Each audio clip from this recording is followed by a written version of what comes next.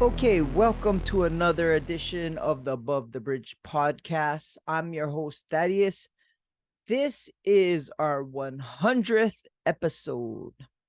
Before we get into it, I want to shout out our sponsors. First, I want to shout out Defend Hawaii. They've been my number one sponsor from the very beginning.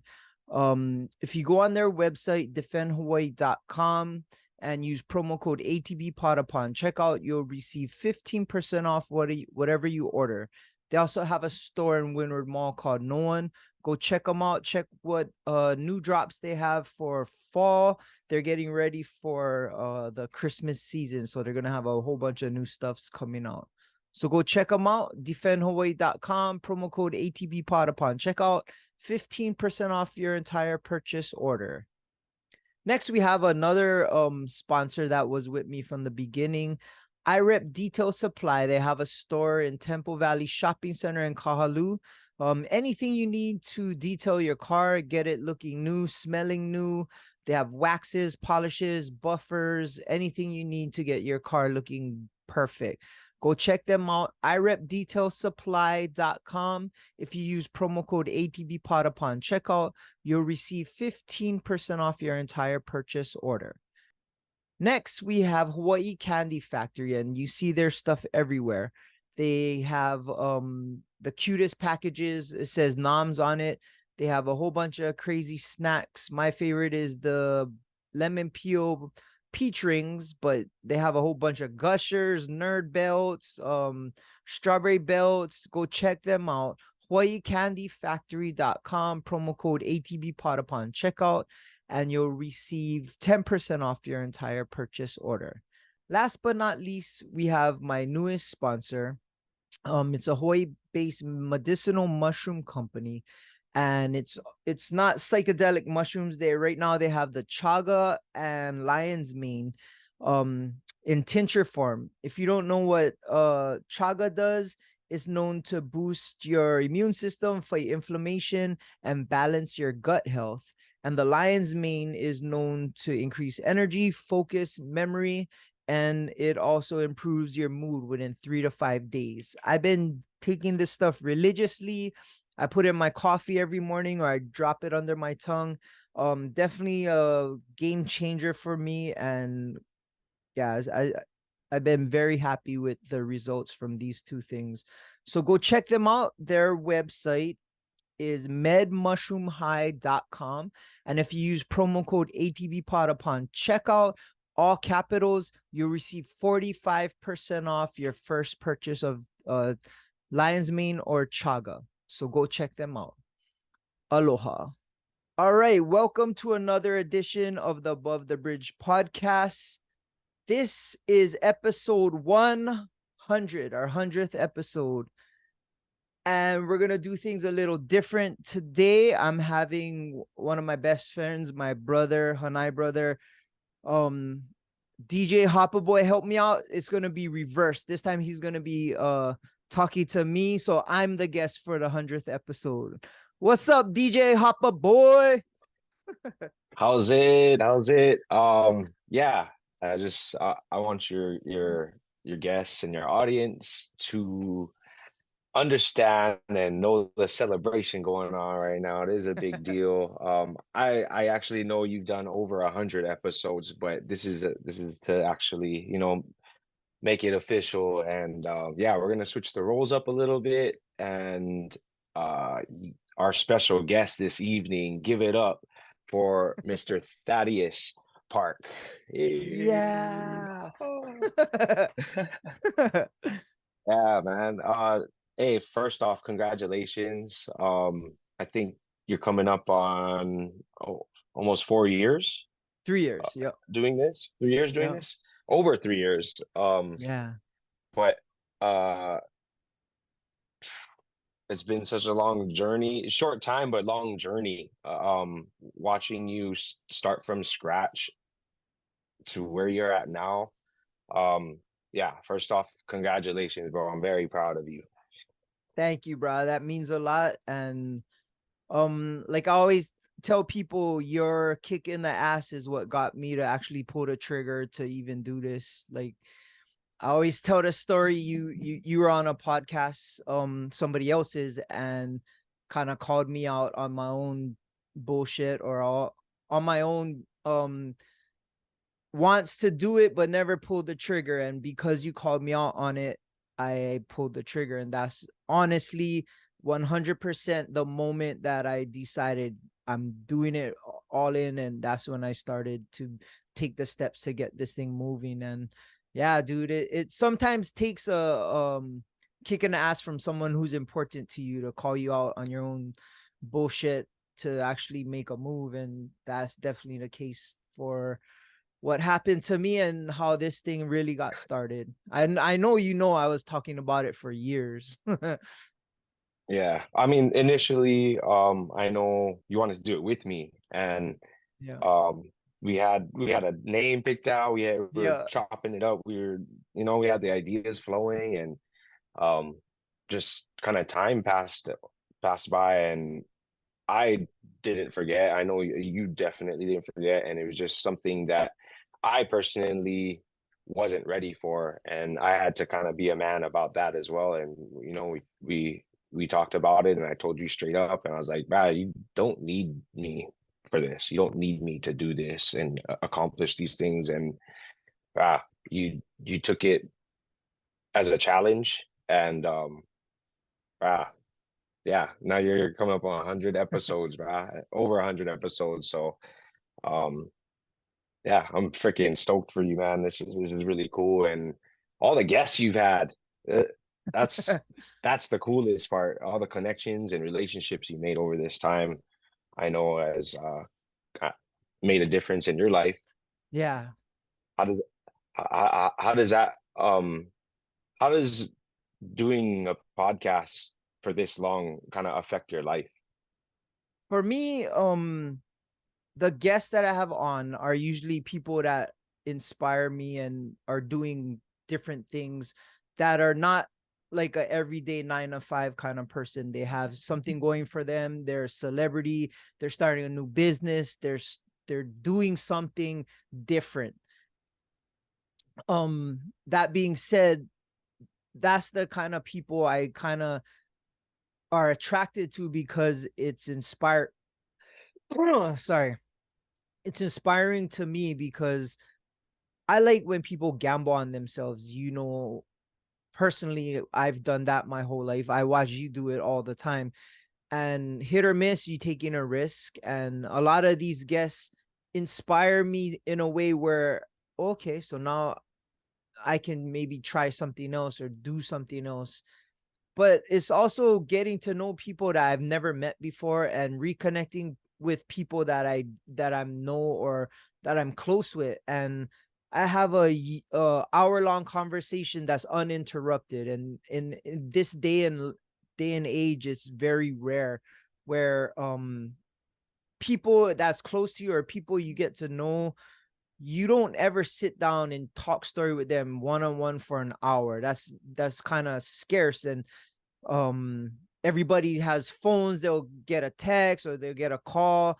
With this podcast, we're uninterrupted. We go one-on-one. And I like hearing people talk about themselves and their goals, their dreams, and how they're reaching them and where they want to be. And a lot of these guests of mine have really cool stories and really amazing insight to how they do things. And bro, it's been a cool learning experience. I've learned a lot. I've met a lot of people that I became friends with.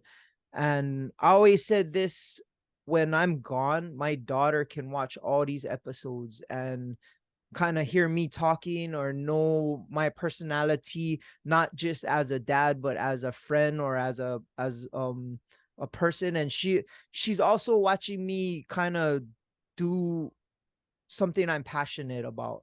So it will give her the ideas like, oh, if my dad is doing something he's passionate about, it gives me the kind of courage, or I'm hoping it gives her the kind of courage that she'll follow whatever passion she wants to do. And she ain't afraid to take a risk too. And you kind of know her pretty close, and yeah, she don't care. She believes in herself more than anybody else, bro. And that's what I kind of hope she got from me, because I'm the same. As I get older, I may doubt myself a little more, but all in all, I believe in myself big time. But yeah, that's how it is. Your This daughter, your daughter is your daughter, yeah. bro.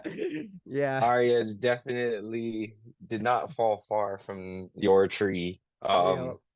Yeah, you guys have a lot of spunk, a lot of heart, a lot of her confidence. I mean, it echoes from yours. So yeah, it's really cool to see, and she definitely got a lot of footage to go through later Yeah. in life. Yeah. That's yeah, it's cool. And most times she's in here, like she's doing her homework or whatever, playing on her iPad, but she's in the room while recording. Today she's not, because she has volleyball practice, but it she may not be paying attention to what we're talking about, but she's in here seeing and watching. So it, it's been it's been cool for me, yeah, for sure. Sorry. All right. Uh, on that note, um, I mean, being a dad for how old is she now? She like Fucking she's about to 13, be in high bro. school soon. Yeah, 13. Holy yeah. moly. Ooh. Uh, I mean, I've known you for over 15 years, Since you was about 15, over 15 16, years. 16. Yeah. Yeah, so over 15 years for sure. I've known you before you were a dad, and seeing the changes thus far, uh brah, it's just like my dad, seeing him have a daughter now, and just how he raised me and how he's raising her is just like brah. And I know you see it too with your dad and Aria. It's Oh like yeah. brah, you never let me do that or get away with that. Bruh, my But dad lets Aria get away with a whole ton of, he'll let her get away with stuff that I literally got lickings for. And like it's nothing. Like I just trips me out, bruh. It's like I know I got lickings for that. And you just take part with it. Like I don't get it, but I guess that's how it is, bruh. I ain't gonna change shit. You know what I mean? my my pops, he totally admitted it to me because we talked about, I was like, like what's the difference? He's like, it's so different. Like with a girl, you can't, you can't be as rough. You just Oh have to yeah. treat them different. And yeah, it's cool to see though, watching one of your best friends be a girl dad, not just a dad, but a girl dad. And just watching you change as an adult, as a man. It's just like, you gotta bend a little when you have a girl and stuff like Yeah. that. But it makes no difference in how you raise your kid, if it's a boy or a girl. And man, that's one thing. I mean, I talk to with other people, and one of the first things that comes up, um as a, what did you say, just comes up in subject is about Thaddeus, is you're a great dad, a great father. And that's something I'm very proud of you and for you. It's a special thing, man. And watching you also grow up on the east side, and on Kaneohe and Kaneohe, what do you think is special about growing up on the east side in Kaneohe, and also raising a kid on that side?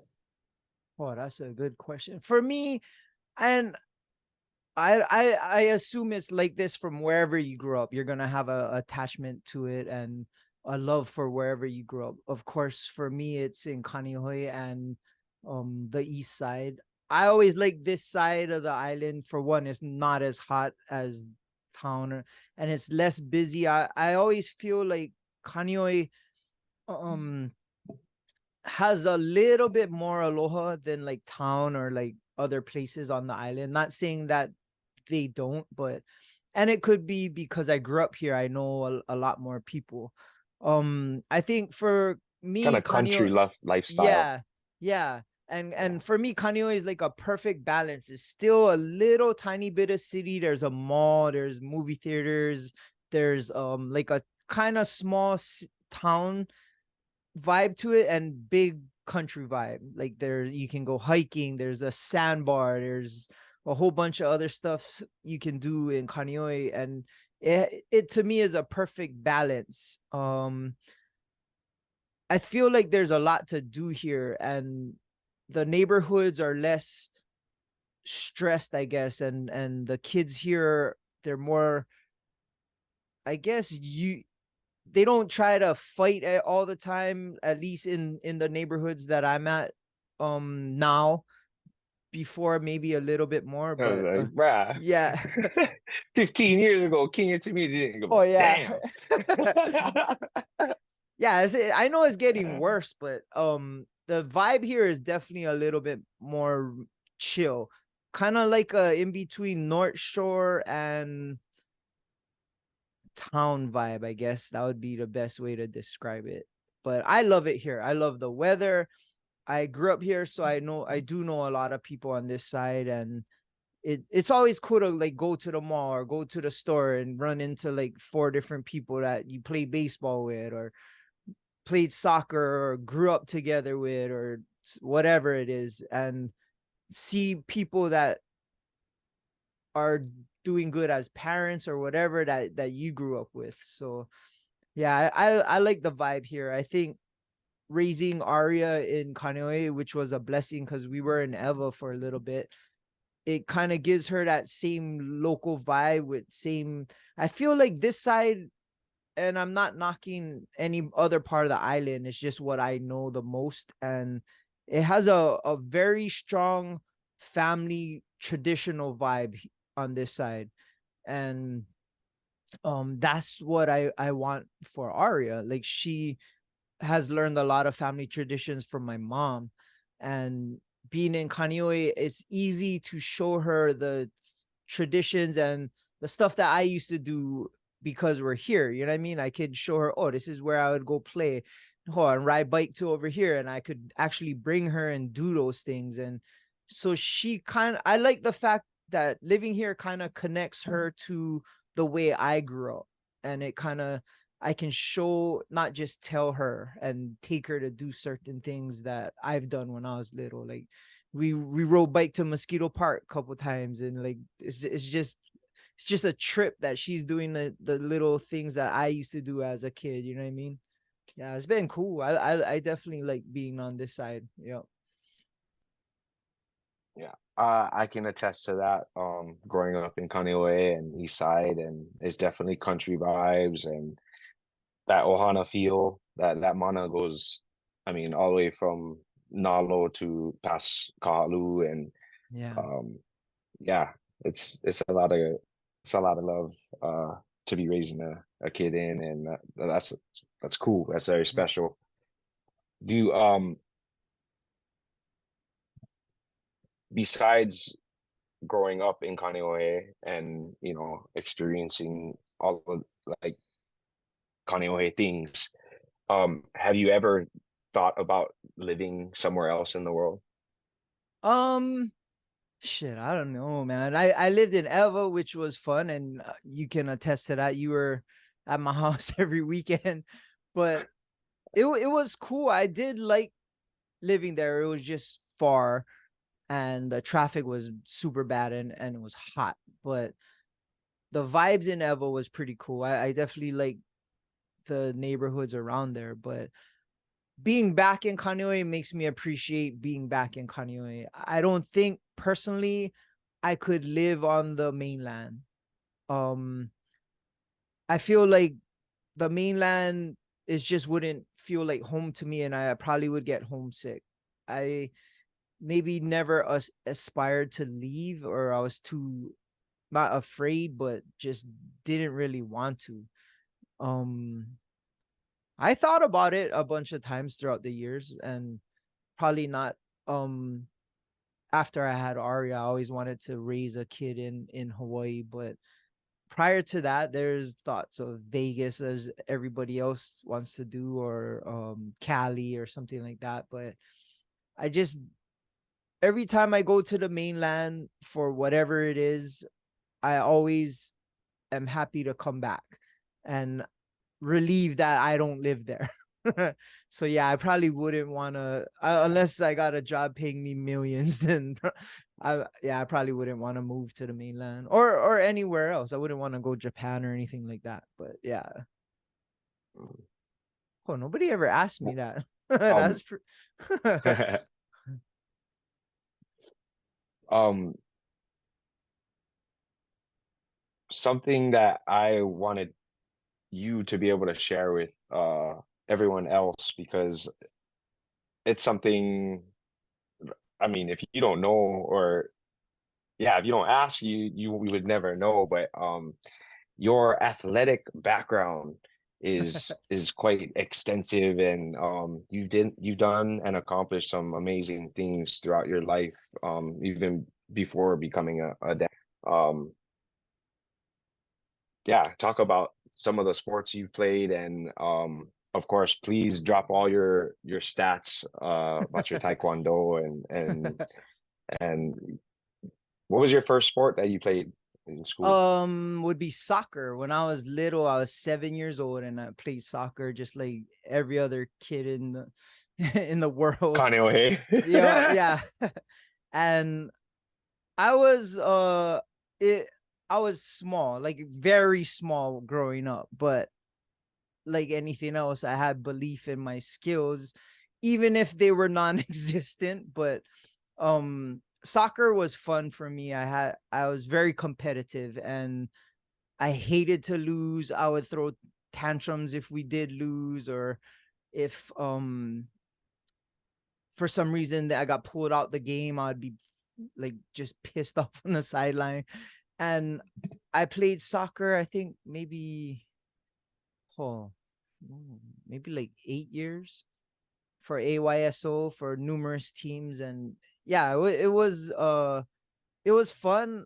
I was never like the greatest soccer player or whatever, but I had fun. I scored goals. I got in there, and yeah, it was probably one of the best learning experiences at that age of my life, because you learn how to be a teammate, you learn how to kind of work for a goal. And of course, it back then it wasn't like a participation trophy, like you earn whatever you got. And I was on a few good teams that won some things, and that was cool. I played basketball for St. Anne's, which was part of the CYO league. It was what, sixth, seventh, and eighth grade. That I can admit, I sucked at basketball. I was small. I tried my best. It's just I wasn't good. Like I was very small, and it was it was not my favorite sport. But all my friends played it, so I got to play. Um, yeah, it was cool. It was fun being part of a team and learn a sport that I really had no idea about prior. And honestly, I played because my friends played, and it was fun. But that, I rode the bench a lot.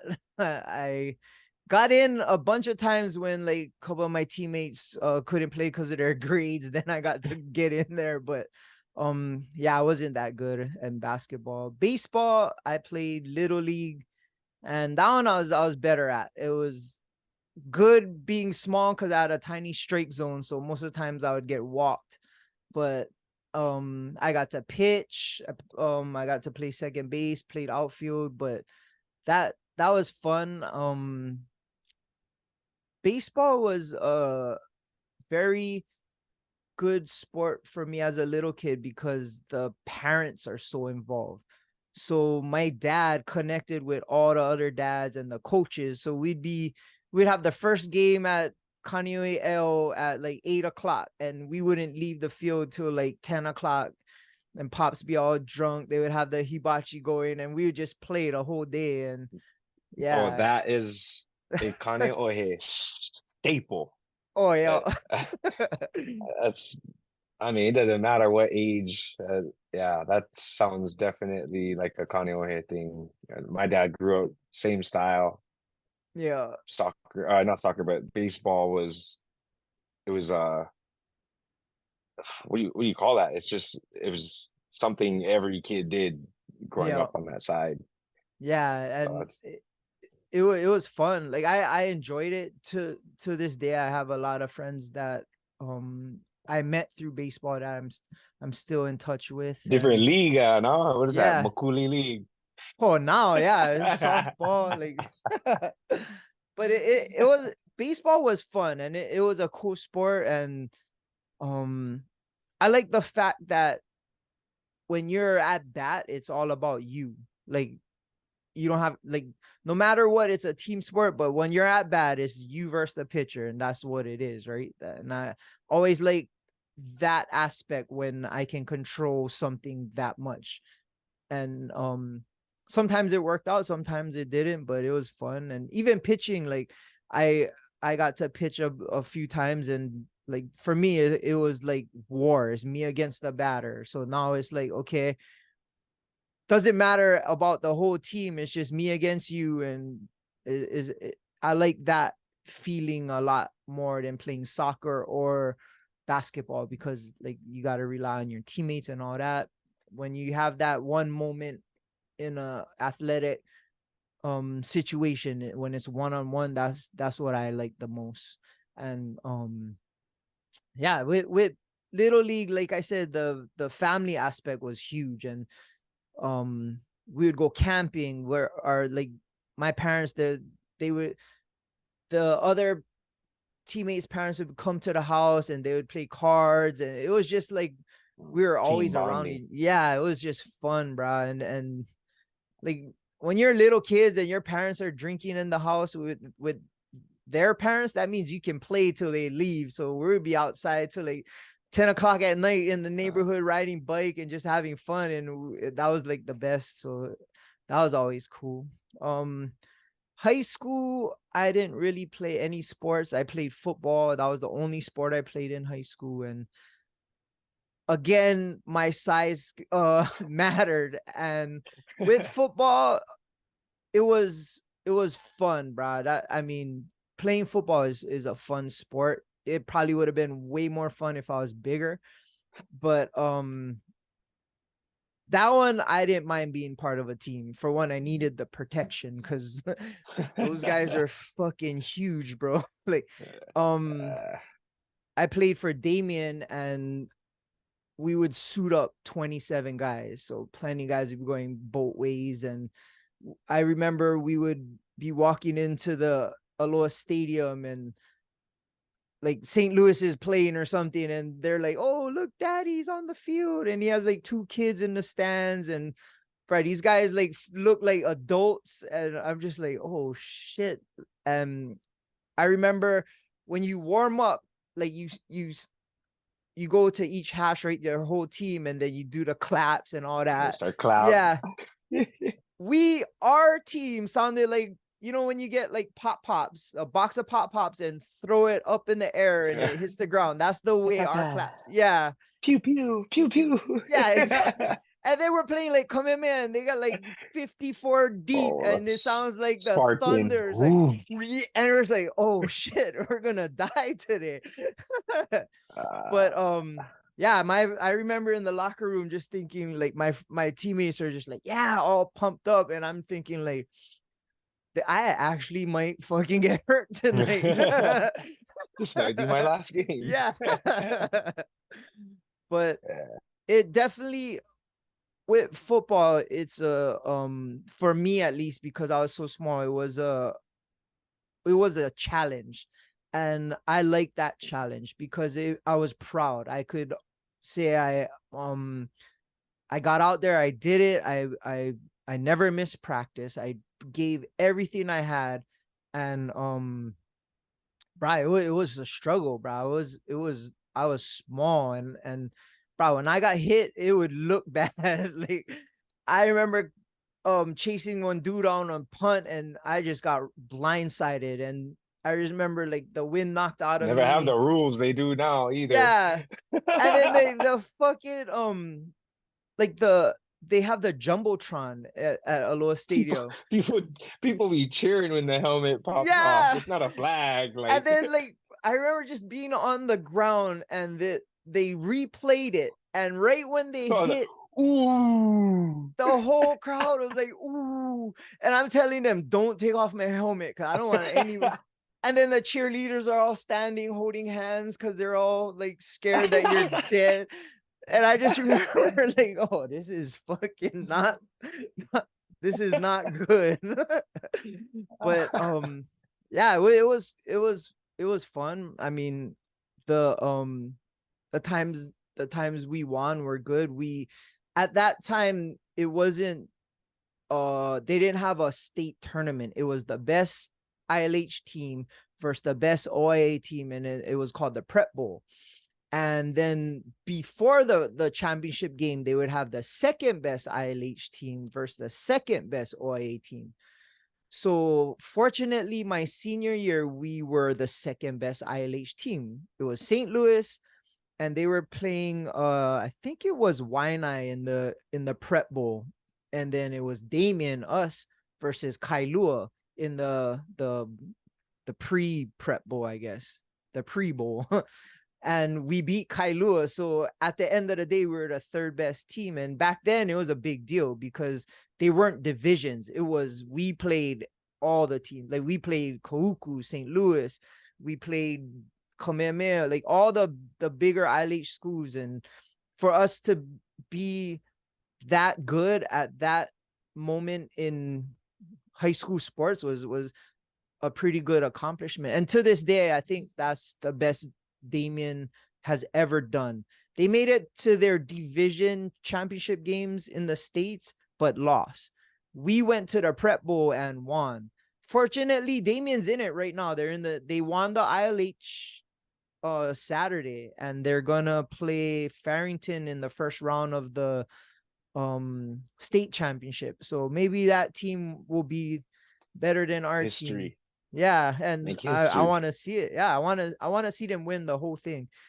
But yeah, that was my football career. I never told this to anybody, but football for me was very um it was a goal that I wanted to last the whole season, not miss a practice, and just give everything I had to it. And it, I mean, I wasn't the biggest, I wasn't the best, I wasn't anything with colleges looking at me, or I wasn't being talked to in a newspaper or anything. I was on the team and I played, and I um honestly accomplished that goal. And I remember, Contributed. You yeah, contributed.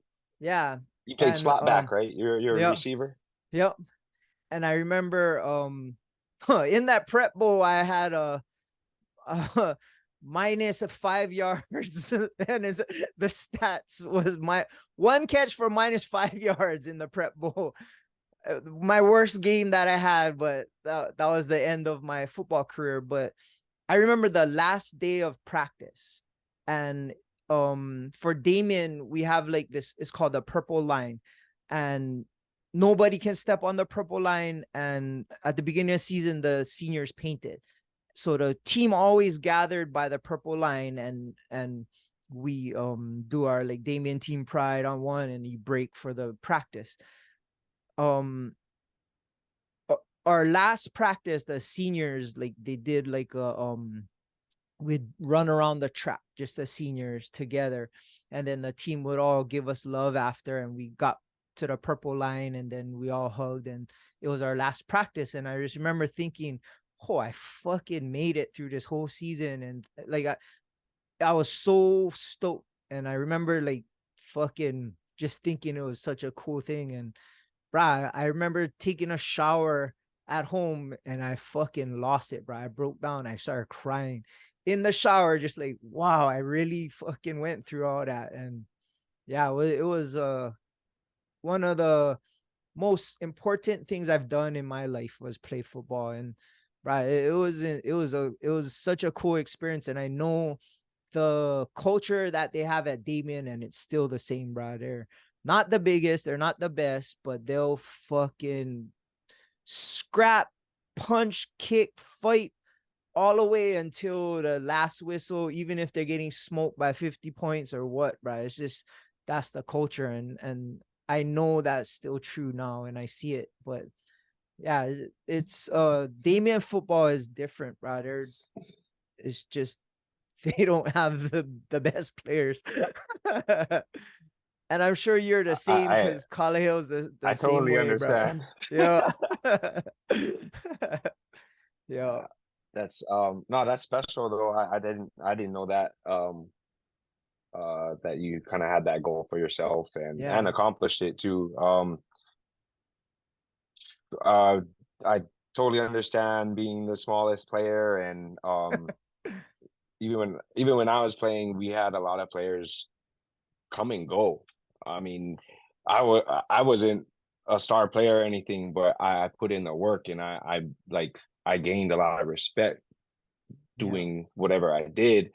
But watching a lot of the players come and go, try it out, they come practice one day, and we don't see them again. It's just like, what happened? And Yeah. it's just football alone is its own.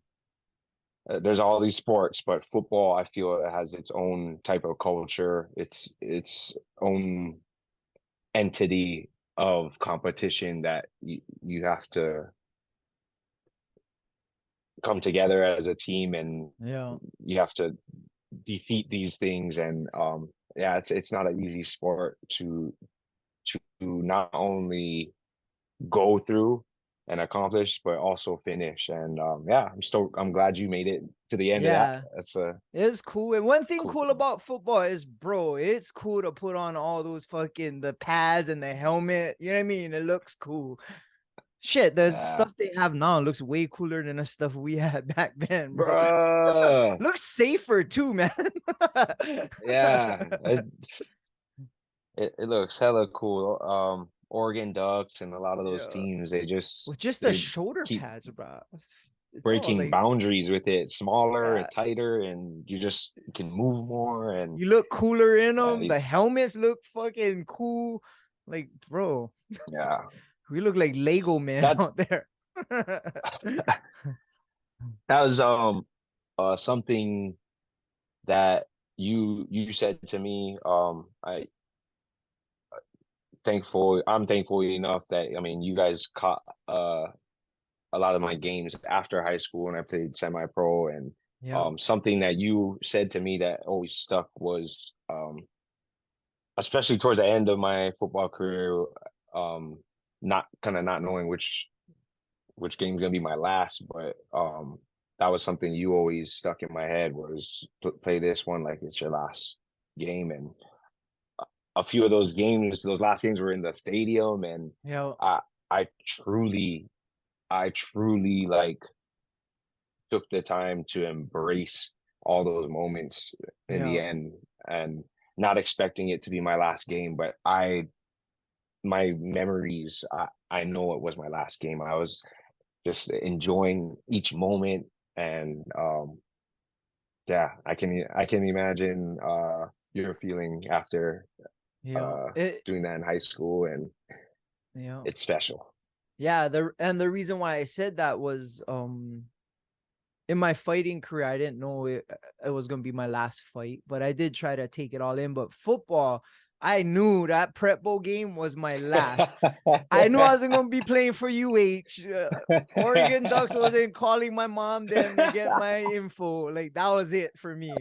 I was going to be done at that moment. And I remember just being in a little stadium, and it was packed. It was the prep bowl. So the big game was Back after. then, Yeah. that was something. You made it to the Yeah. stadium playing high school, man. Yeah. And the championship game was after our game. So we had the mix of our fans and then the game after Mm. fans. So the stadium looked really packed.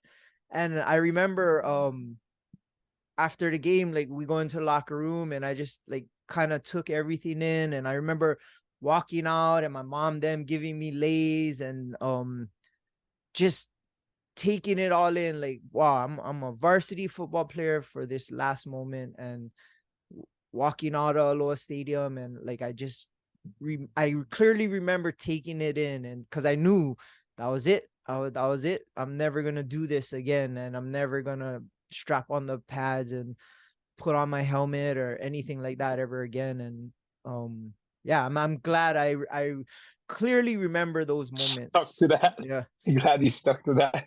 Oh yeah. I was gonna try walk on a UH and get either embarrassed or fucking hurt. Yeah. Well, your football in high school that led to your next sport, which is fighting. Yep. So that was my favorite. I did karate when I was little and I earned my way up to a black belt, but it was a JIKC karate, and I did it for maybe like 5-6 years, and I never took it serious. It wasn't anything that I was aspiring to do. I thought it was cool because I like Bruce Lee movies and stuff like that, but it wasn't something that I was wanting to do a lot of. I always loved martial arts, watching it, and How old were you when you're oh, I was doing like, when I karate? did karate, I did it from, I think from like first grade to about, Oh shit. yeah, I forget, maybe like fifth grade, sixth grade. I was young, but yeah, I still have my black belt and stuff. And my dad was a martial artist. He was a Kempo. He fought Kempo and that kind of stuff. And he grew up in Palama with hammers, and he fought in Kempo tournaments. He fought no contact, full contact competitions. And I have a picture when I got my black belt when I was a little kid in karate, and he put on his gi, his Kempo gi, and he's standing next to me with his black belt. And um Ah, that's cool. yeah, it was cool. Although I did get a lot of scoldings from him when I was doing karate, but what happened was after I graduated, we a few of my friends were doing taekwondo at Smith Taekwondo in Kaneohe, and it was something cool that like they were doing, but I didn't really think anything about it. I thought it was cool, but nothing much. And um I we got into this situation where we got mobbed. We got like big time mob that hit school, and there were maybe like, it was me, my friend Clint, his brother Chester, and my friend DJ, and I think one other guy. And Clint was supposed to fight this guy one on one, and Clint started licking him, so the whole fucking squad jumped in. So we jumped in, and they came with like 30 people, and we had 5, so we didn't do too well.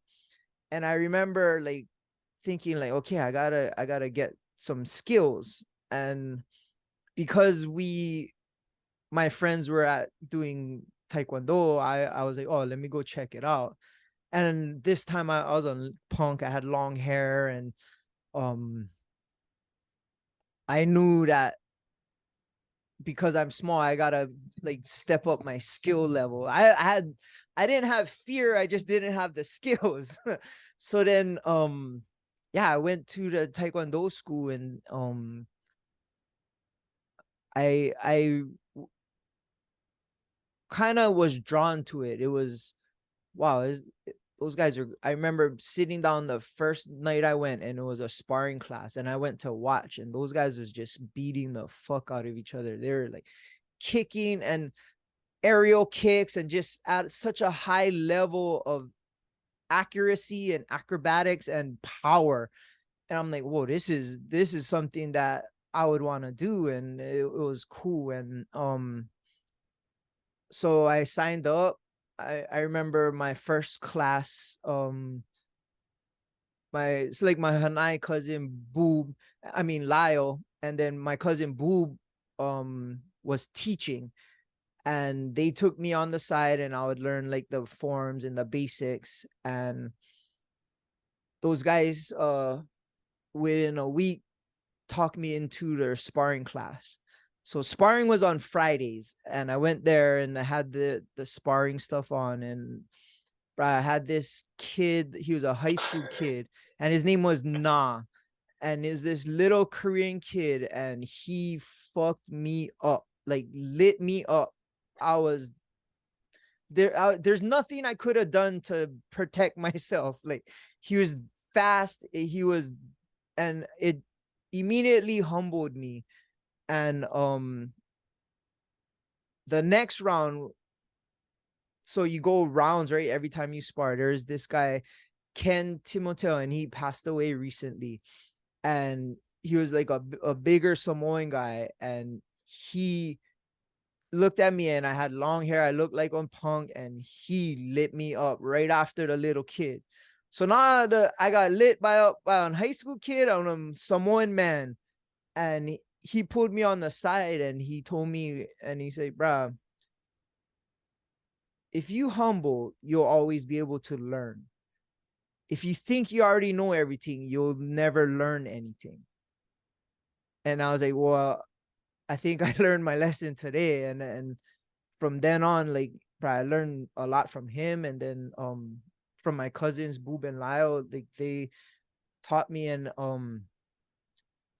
my skills I developed quick in Taekwondo.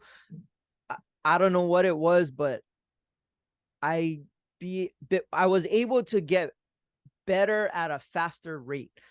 So you start off, and Taekwondo has a belt system. It goes like, what is it? White, yellow, purple, blue, or green, blue, brown, then brown, black, red, black, and black. So it's obviously you're trying to get to the next belt level, and I'll be testing for my belts kind of faster than anybody else. And I was addicted to it. Like, that thing, Taekwondo got me addicted. They had what they call a black belt club, where you could go every day. You sign up and you pay a little bit extra, and you can go every day. So I'd go every single day. I would run to get in shape. It just had become an Olympic sport, like a full Olympic sport. And it was something that I was really passionate about. And I was having so much fun. And the best thing about Taekwondo for me was, when you compete, you fight dudes your own size.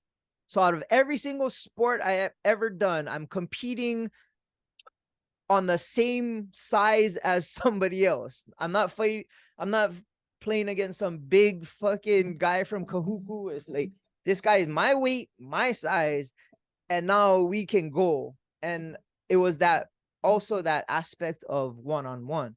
Same thing I had with baseball. It's like, one-on-one is me versus you, you versus me. I put in the work, you put in the work. We're gonna see fucking who got it more. And that for me was that was my shit. I love that aspect. So my first tournament, I went to it was regionals. We went to Vegas, and I won the regional tournament. And How old were you? I was 21. How old were you? Yeah, 21. Wow. And I started competing as much as I could. There's what they call it a US Open, where it was a world invitational tournament where the best teams from every world would come. And every year we would enter that, and then they'll have the US Nationals. So my first Nationals was in Oakland, and we went up, and a couple of Ben, my friend Ben, came with us. He was a fan, and he just came to watch the tournament. At that time, my instructor was having a baby, Bob Smith. He was having a baby, so he didn't come up with us. So we all went up as a team with no authority. We were Leadership. yeah, we were and then Boob and Lyle, my cousins, were like our coaches, but that's still our crew, you know what I mean? That's our family. So that was probably my favorite tournament. Made it to the semis. And at that time I was a blue belt, but for nationals you got to fight as a black belt. So it was a black belt tournament, and I was not a black belt certified, but my instructor forged some shit, and I could compete as a black belt. So I was fighting as a black belt since I was a blue belt, which was halfway through the ranks, because I felt like I could handle, like I was licking black belts in sparring at the school. So it was like, okay, I can compete at this level. And if I can't, then I'm gonna find out. But I did all right. One thing about our weight class is fin weight. It's the lightest weight at that time. It was 110 pounds.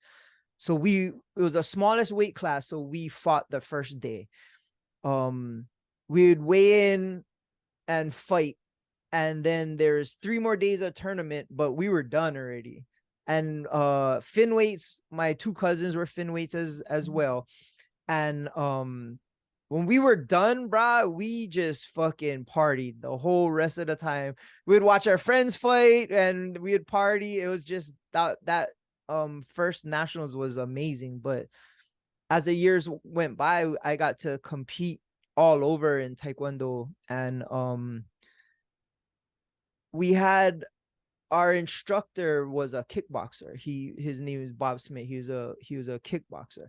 So we had opportunities to kickbox, and he was very close with, at the time, the heavyweight champion that was fighting out of Hawaii. His name was Dennis Alexio. So Alexio would fight at Blaisdell, and he would fucking put on these cards, and local fighters could fight on the undercard. So as a kickboxer, as a Taekwondo fighter, we always wanted to kickbox. It's more fun. You in the ring. So I got to do that as well. And I won a Hawaii state title, which was cool, but I know it was kind of, it wasn't like I had to come up through the ranks. It was like Alexio put on the card and Bob Smith was the promoter. So he made a title for the winner and I won it. You know what I mean? Nice. It was cool. I still have it. It's a piece of shit, but at the time it was the world to me. Yeah. And it was something I got to do, and I really got a lot of aggression out. I got a lot of humbleness. I learned with martial arts was a lot of humbleness. My That was my next question, was what was kind of the lesson learned doing that sport yeah, for that long? How long was that? about maybe like 11 years. Yeah, it was about 11 years I did it. Yeah, 11 years. And it was something that those probably I learned the most, and I learned a lot most from Booby and Lyle. They're the way they taught, but the way you go through goals, and the way you push yourself physically and mentally is what I really loved about martial arts. Because you can see people break when you fighting them, or when you're training with them, or running with them, or whatever. You can see people mentally break, and then their physically will break after their mind breaks. And then you see guys who can physically make your push through that and make your physical self keep going. So it's like once your mind goes, your body goes. So if you're running, or if say we're sparring or fighting, I can tell when you're done. Like your face, your body is you're giving up. You already win. You don't have it. To see people push past that. Like, oh, when this is, you're tired and nothing's working, and is just to push That's that past next that. level. Yeah. And then have your body follow your mind. That's, to me, what was the best part about martial arts. To know that I could push myself past limits that I didn't think possible. And you know what I mean? It's like when failure is not an option, you ain't gonna fail. I mean, granted, I lost taekwondo matches all the time, but um it was always fun. And it was that competition, bro. When you're fighting one dude, that's a different kind of feeling, bro. Like, whatever sport I've done prior, it didn't match that moment. Like, when you're standing across somebody and they're trying to fuck you up and you're trying to fuck them up, but both of you have trained for each other. It's a weird feeling. It's like, yo, now we're gonna find out. And yeah, it was definitely something that I wish I could do forever, but um yeah, it didn't work out that way. But yeah, it was definitely something in my life that I learned the most from. And it gave me a platform to create relationships and to conduct like business or anything else in my life with the same humbleness, but drive and not afraid. Respect. Yeah, yeah, respect too. Yep. And you know how we do business is always with aloha and respect for the most part. Yep. But that honestly was my ending of my athletic career until that one Sunday we played flag football with Rob. What was our team? Balls Yeah, deep. That would be it, bro. But I've been finding a I lot forgot of about that. pleasure. Yeah, I've been finding a lot of pleasure watching my daughter play volleyball. And it's hard to keep my competitive attitude um and my mouth. Because you're not playing. Yeah, and I have no control. But watching you play football too, bro, that was a cool experience for me. Like, honestly, when you call my phone, a picture of you with your pads on at Aloha Stadium with Aria comes up on my phone. Like, that that's That's crazy that that's your yeah. screen picture. But to watch you play, and like, you played without fear, and it was just that kind of tenacity. Is like, I understand where you are coming from. You're a small dude and you're playing in a big game with big people, and you gotta let your presence be known. And right, that's how we lived our whole life. You know what I mean? And for me, it was fun to see. And you get a little bit more emotional than most people when things don't go your way. And to see that tenacity was fun. And yeah, I've learned a lot from watching Aria, watching you, and actually watching Aria's teammates too, bro. It's it's been cool. Oh, one thing I did teach Taekwondo when I was there. I taught for maybe about 6 years. Um, so teaching the kids and taking them to go fight at junior nationals and stuff. That was always a cool experience for me. That's teaching was something that I love more than competing, because watching the kids hit their goals were cool. And I would get way more nervous for them to compete than me. Is that something you could possibly see yourself doing in the future? Ever? At one point, I thought, yeah, and we had a falling out with our instructor, with me and my two cousins, and that's kind of why we left. And we started training out of our friend's warehouse for a little bit, and then we just kind of lost interest in Taekwondo and stuff. And I don't know. You think you could maybe do it in the future?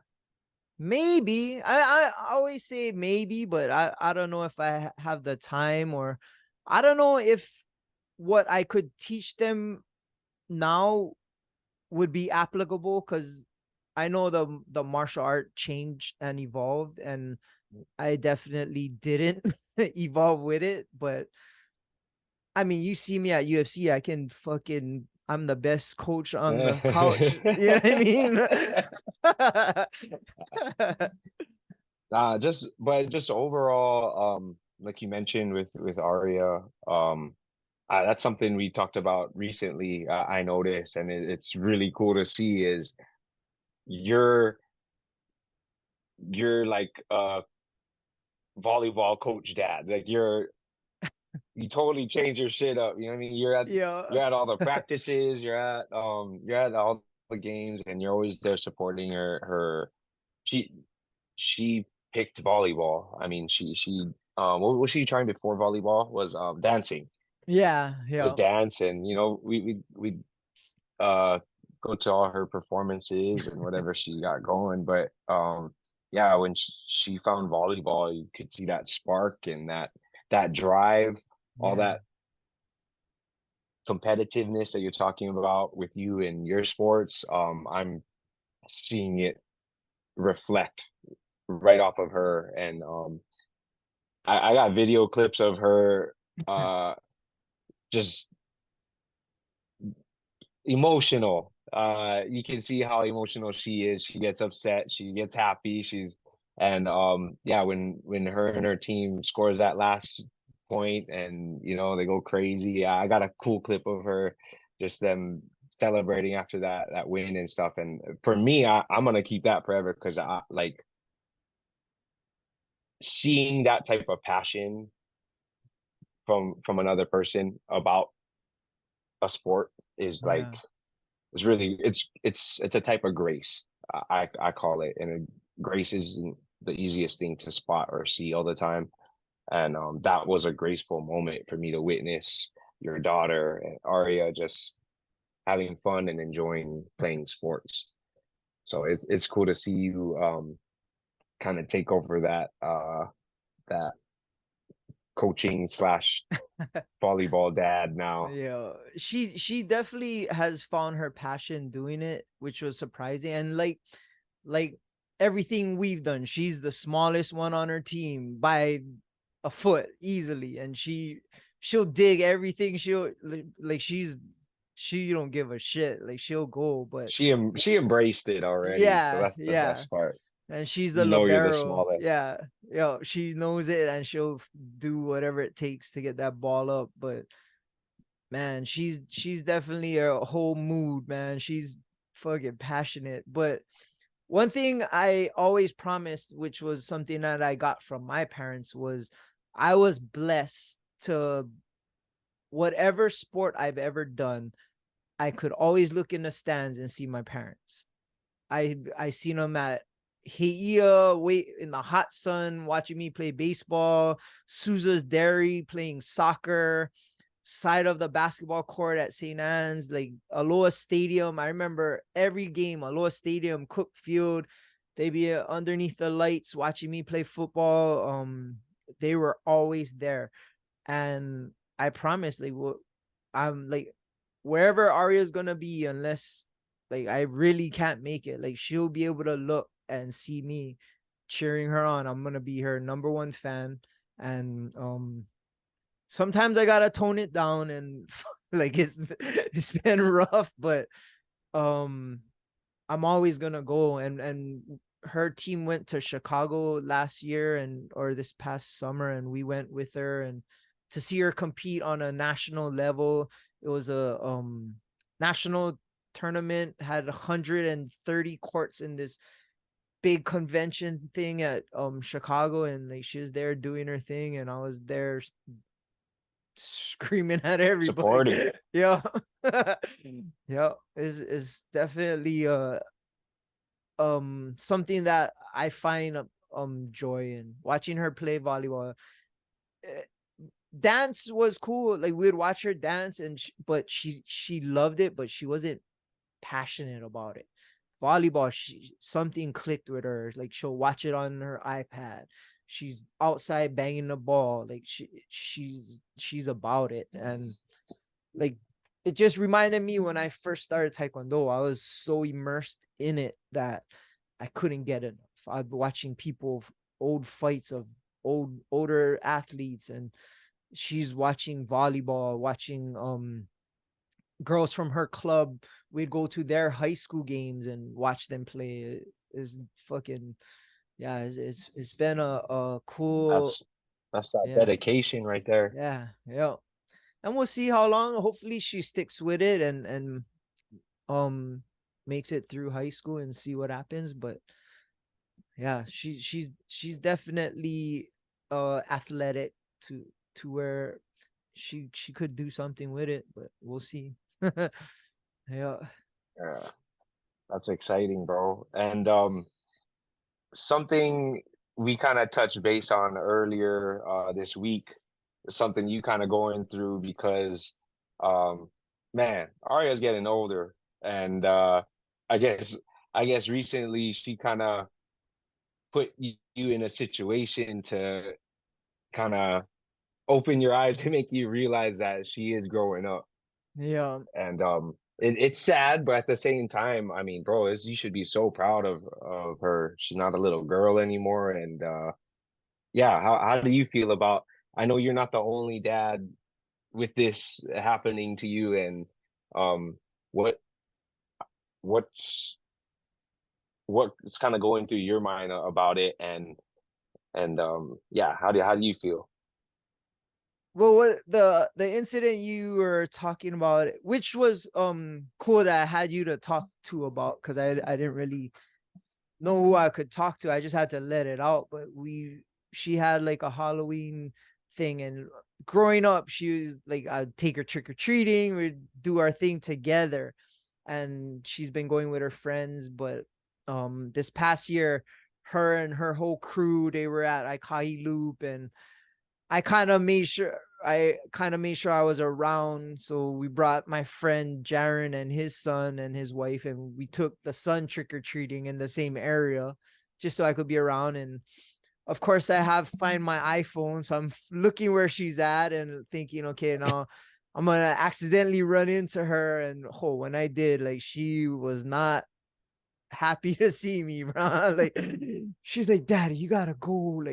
Like she wanted to be with her friends, and she's 13, and I get all that. I understand it's not a bad thing. It's just life, but it just put into perspective that little girl that needed me holding her hand, trick or treating every year. That is done, bro. It's gone. It'll never be like that again. And bro, it kind of bummed me out. And the realization that it's never going to be like that kind of hurt and stung. And it's life. It's not a bad thing. It's just life. I expected it. I knew it's going to happen. I knew it was coming. I just didn't know that was the moment. You know what I mean? And then it was like, oh shit, this is it. Like, she's not my little girl anymore. And yeah, it was a little uh struggle since Halloween, just thinking about that. And of course, like, I have every single picture she ever took on my phone, and like scrolling through it, and it's like, oh man, like, she's that person is not this person anymore. And Oh it's life, man, I get it, but fuck, yeah. I'm happy the person that she is, and the friends she's made are good girls. And yeah, and everything in life is gonna happen. Boys are gonna come into the picture. I'm gonna get arrested for murder. We're gonna go. Oh Yeah. man, yeah. Yeah, you mentioned that school dance and I was like, wait a minute, should I be outside in the parking lot? I don't know, bro. They honestly were complaining to me about the DJ, and I'm just like, next year your dance, I got something for you guys. Your uncle can go over there and rock that house and keep his eyes on all you fucking kids. Yeah. That's funny. Yeah. They're like, Daddy, the Oh DJ is man. so drunk. I'm like, we could fix that. Oh man. That is, Yeah. I mean, that's something we kind of going through together. I've had friends' daughters come into our club and we're like, bro, what are you doing here? Like, Whose fake ID you're does your using? mom know your Yeah. yeah, using your mom's ID? Like, what the hell? I'm But 23. What are you talking about? And I was like, oh shit. oh, Yeah. that's yeah, that's a crazy one. I mean, I didn't mean to put you on the spot, and I know that was a vulnerable moment for you. But like, bro, we're the realest cats in the game, man, Yep. and um, it it's there's gonna be it's not all good times, and there's gonna be sad moments as well. But Yeah. I again um think that yeah, that's just the next step, and you have uh a very beautiful, intelligent daughter that you should be proud of. You are proud of. We're all proud of Yeah. her and her accomplishments this far, and she's gonna be getting into high school soon, and Bro, that's a yeah, trip. I'm excited to see her uh be more passionate about volleyball and or whatever sports or whatever she gets into. I know she knows that she has a solid support system Oh yeah. all the way in and out, family and friends, and You was yeah, there. it's You guys were there from the moment we found out she was even a little fucking embryo. And yeah. you've been there for her since, bro, without a shot of a doubt. And yeah, I'm blessed. And I remember that conversation we had when I was going through my divorce. It was like, bro, what's gonna happen with Aria? And you're the one that told me, like, bro, her support system is solid. Her family is solid, and it got me through it. And it's tried and tested. It's always cool to hear some shit from people that are close to you, like, oh, um I got your back, or like, I'm there for you, and it's cool to hear. But take away all the words, and the actions is what fucking you ride with. And the people that are in my circle, when it's time to ride, bruh, everybody got on their horse and rode with me, pushed me, dragged me, next to me. And it's a blessing, bro. And it was something that you called before it even happened, bro. And it was cool to know that from people that say they got my back to actually see it in action, bro. It's the hardest parts of your life, you see who's next to you. And bro, that's the real ones. And bro, that shit clicks, bro. And it's been a blessing, and something I don't take lightly, and something I'm always there when my circle needs me. I'm the first one to step up. You know what I mean? It's just how we are. And like for my daughter, she, like you said, she knows that. She knows she has this support system for her, that she could ever, if she ever need to draw on it, she can. And it's cool to know, man. And it's the, like you said, a village. It takes a village to raise a kid, and Aria got the best village, in my opinion, bro. Yeah, she's definitely You got a got it. gangster one for sure. Yep. Yeah. Well, we've been chatting for more than an hour already, and Yeah. I know our viewers got to know a little bit more about you and your personal life, and it's cool to find out a little more from the host that's Yep. been running this show, Above the Bridge podcast. Um, just a reminder for everyone as well. Kind of explain real quick what Above the Bridge means to you, and yeah, its meaning. So, when I started this podcast, or the idea behind it was, where I live, there's a walk bridge that connects our neighborhood to the neighborhood over the canal. You can't drive over it. It's a walk bridge. And when I was little, we would always go there and fish and play and like throw rocks or whatever and have fun there. It was like our hangout area. To this day, all of us go there and have a drink or talk story and just get away from everything and just have great conversations and um kind of connect. So my idea when I came up with the podcast, it wasn't like I want to have a Q&A kind of interview. It wanted to be more like the organic conversations I had with close people when we're on the bridge.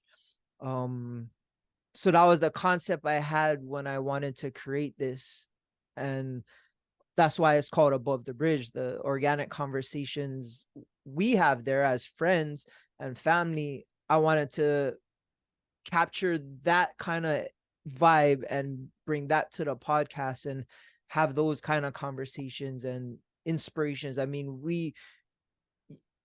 you and I have been on the bridge and talked about life dreams, goals, shitty moments, happy moments, like anything under the sun we talked about on the bridge. And it goes close with other people that are close to me, and it was just felt what I wanted to bring to this podcast, which would be a little different than anybody's Q&A with certain genres. If you notice, my podcast is not a nightlife podcast. It's not a MMA podcast. It's not a business podcast. I have any and everybody doing anything on here, and maybe it doesn't have a certain attracted niche to it, but it's something that I love to do, and it's definitely captured my goal of having those conversations, and it's been cool. And yeah, man,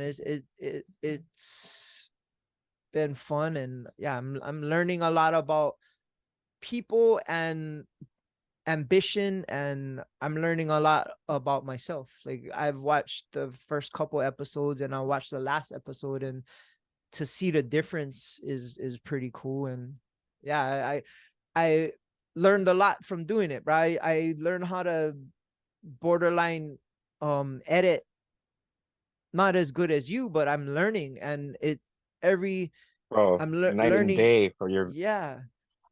And you accomplished a lot on the editing side, and it's a very intimidating um factor of this industry. yeah, It's a lot of work, it's a lot of time, and um a lot of people don't want to put in that work or time, and not even want to, but like I said, it's intimidating. So it's like, oh, I want to do this or that, or I don't want to learn this and that, or it's ah it's something you took the initiative and accepted the challenge, and it's been 100 episodes later. I peeked some of your first couple episodes as well, just to kind of reminisce and see the difference of how it is now. And ah it, it's it it's raw, organic um growth is what you see, and I was able to witness. And again, I'm super proud of you, bro. 100 episodes over 3 years. Above the Bridge podcast. What's some of your do you have a goal uh or something you want to accomplish with this podcast for the future? well, my goal is obviously to expand to bigger audiences. I want to get more mainstream guests. I've gotten, in all honesty, a little complacent with how I do things. Oh, I just find somebody on Instagram or whatever, or somebody I know, or a link, and then I'll get them on, have my thing, and then edit. Like, I want to do more hands-on, where maybe I could do live in person, or I want to take this to where I'll go to some fairs and talk to people, or like concerts or something, and just kind of talk to people face to face and have it recorded and elevate the brand a little bit more. And honestly, I want to get better with editing and do like more cooler stuff with that. I know you always send me other people's podcasts to give me ideas, and I always learn from what you show me. um I think I gotta my goals honestly for this coming year is to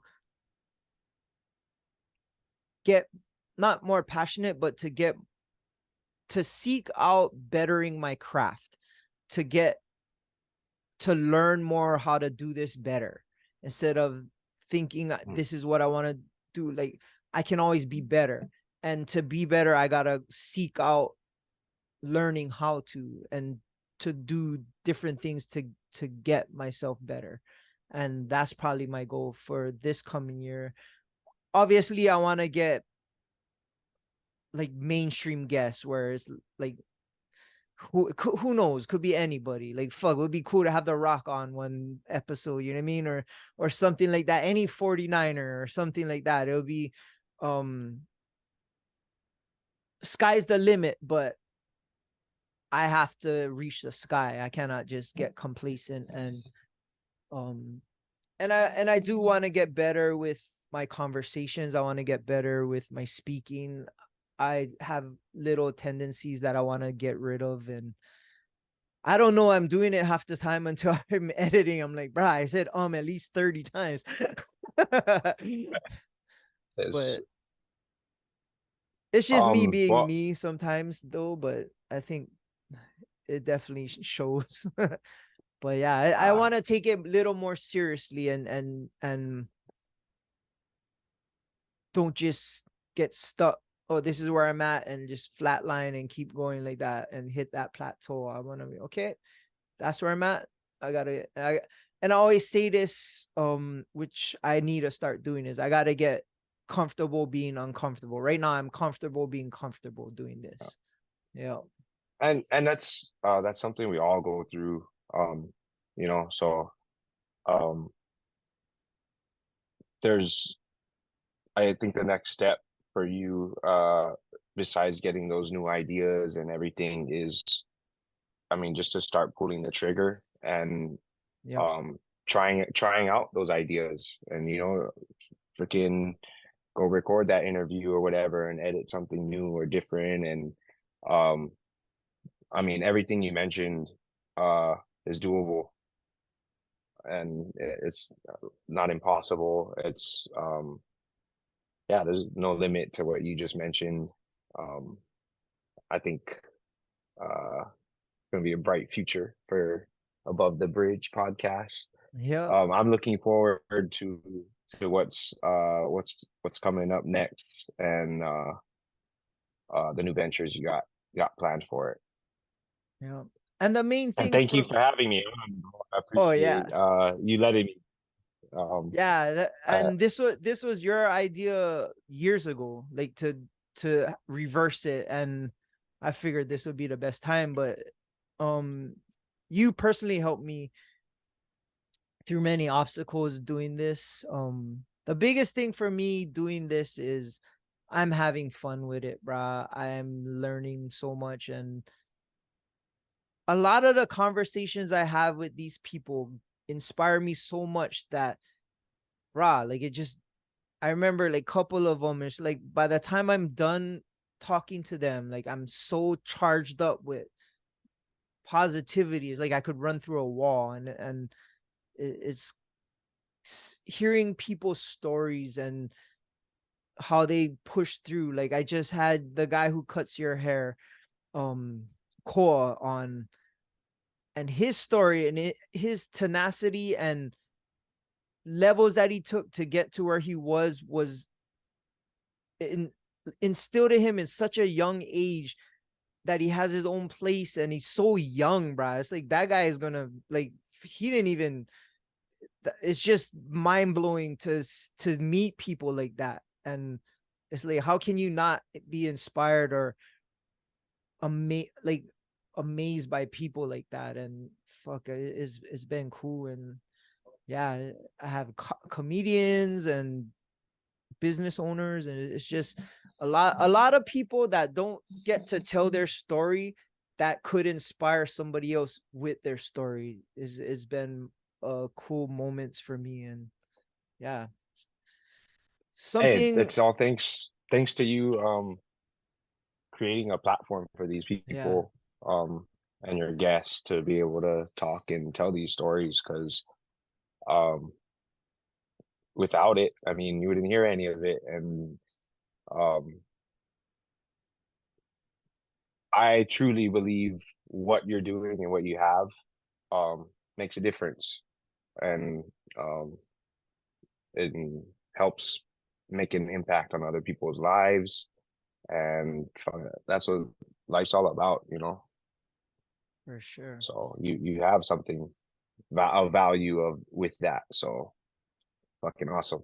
I appreciate it, man. Speaking of which, this Sunday we're gonna be rocking out at Alamwana Beach. What you got going on this Sunday, bro? You gotta fucking let everybody Oh, know. uh, November 19th is our sixth annual If Can food drive and picnic. Um, this has been almost kind of like almost a decade in the making.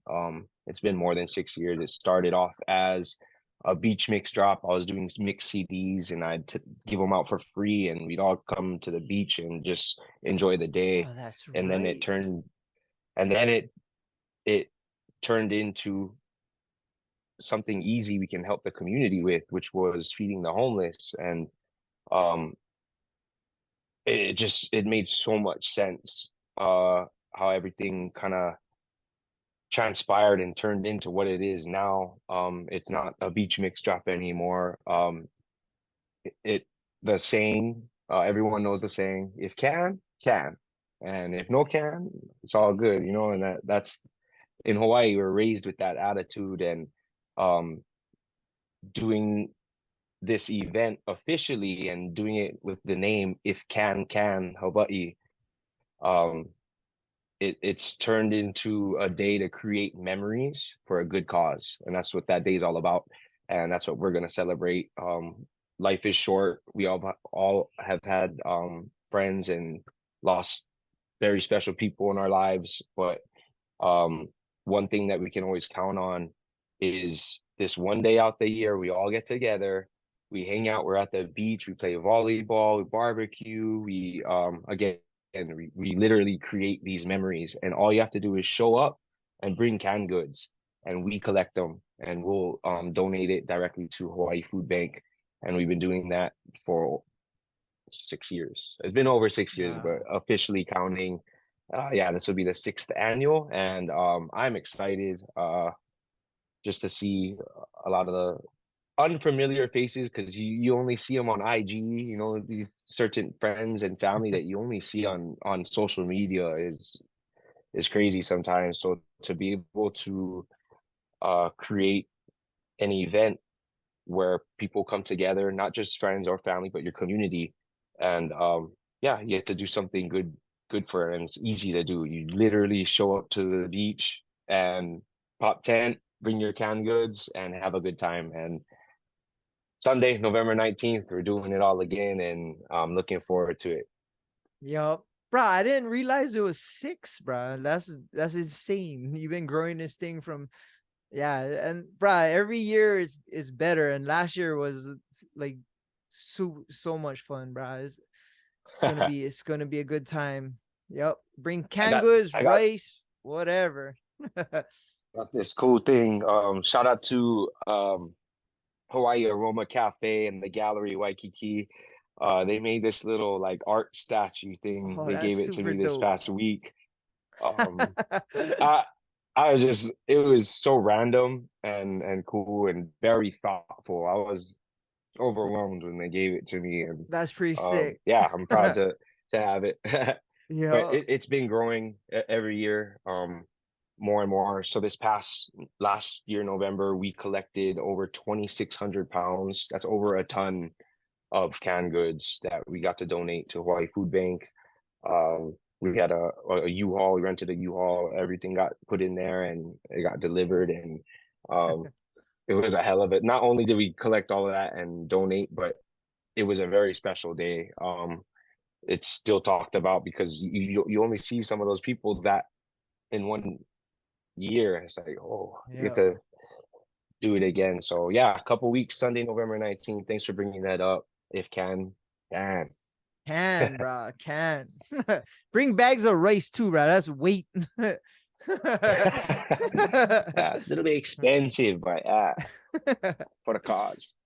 Right on. Well, I Uh, appreciate you for helping me do this. And honestly, episode 1 was with you, so episode 100 had to be with you too, man. And I appreciate you. I love you, and I respect you as a brother, friend. Um, we've been through a lot together, so it's always cool to connect. And like I said earlier about it, so another hour or hour and a half long conversation I had with you uninterrupted, and that's a priceless moment right there that we got on video. thank you, brother. I appreciate you. Love you. Love your family. Love everything that you're doing, and blessed to be a part of it. Um, yeah, let me know when the next one is. Got some Yeah, we cool didn't things even get happening into next the year. we didn't even get into the club shit. That we don't need to. Yeah. We'll save it for another time. Yeah, exactly. All right, man. Well, shakas for the cameras. Yeah, that's Right on. We're out. Shout out to the oh, Artist Group Network. Aloha. aloha. Cheers.